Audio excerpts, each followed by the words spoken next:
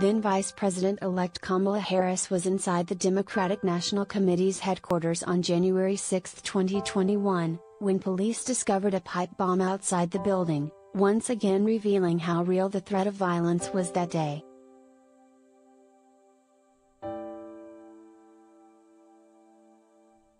U.S. Capitol Police began investigating the pipe bomb outside the DNC at 1:07 p.m., according to an official timeline of events from USCP obtained by Politico, who first reported on Harris' location.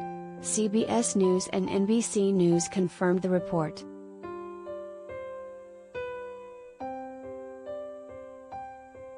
According to the reported timeline, USCP and the Secret Service evacuated an unnamed protectee from the DNC at about 1:14 p.m. Politico reported that the protectee in the timeline was Harris, citing 4 people familiar with her movements that day, including a White House official and a former law enforcement official.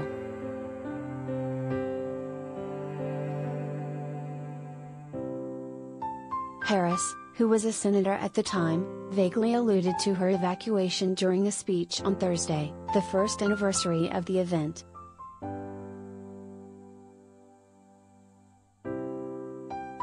On that day, I was not only Vice President-elect, I was also a United States Senator. And I was here at the Capitol that morning, at a classified hearing with fellow members of the Senate Intelligence Committee. Hours later, the gates of the Capitol were breached, she said.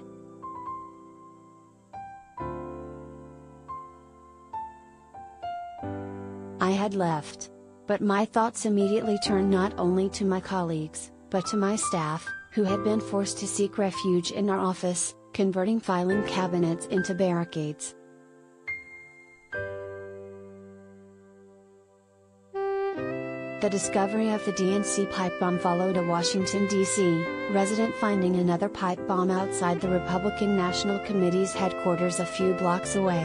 That device was made from galvanized steel pipe with black explosive powder inside and a kitchen timer with a paper clip glued on the handle.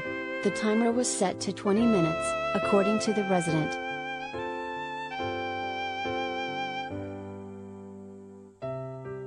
The FBI has previously described both bombs as live, and said they could have been detonated, resulting in serious injury or death. The RNC bomb was disabled at 3:33 p.m., and the DNC bomb at 4:36 p.m., according to the reported timeline.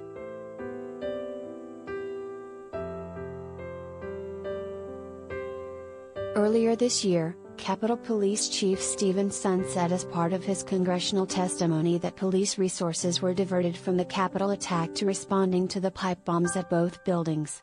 D.C. Police Inspector General Michael Bolton said that 3 teams left to investigate the pipe bomb threat, leaving just 1 team in charge of protecting the Capitol.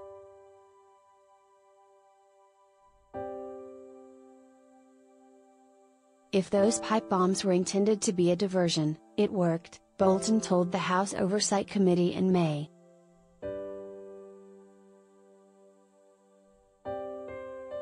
Harris, as the vice presidential nominee and, later, as vice president-elect, would occasionally use the DNC headquarters to conduct non-government business, which is standard practice for elected officials of both parties.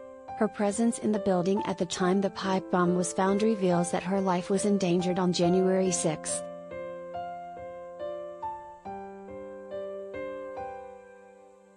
The agency recently issued a new call for help in finding the suspect, who was captured on surveillance video in the area of the DNC and RNC buildings. The RNC bomb was placed in an alley behind the building, while the DNC bomb was placed by a nearby park bench.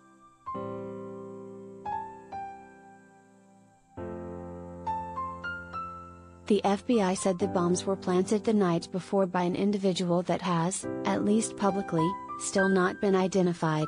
The agency said it does not believe the suspect is from the D.C. area, and publicly released images and footage show the individual wearing a gray hooded sweatshirt, gloves, a mask and a pair of black and light gray Nike Air Max Speed Turf shoes with a yellow logo. The suspect was also carrying a backpack used to transport the pipe bombs.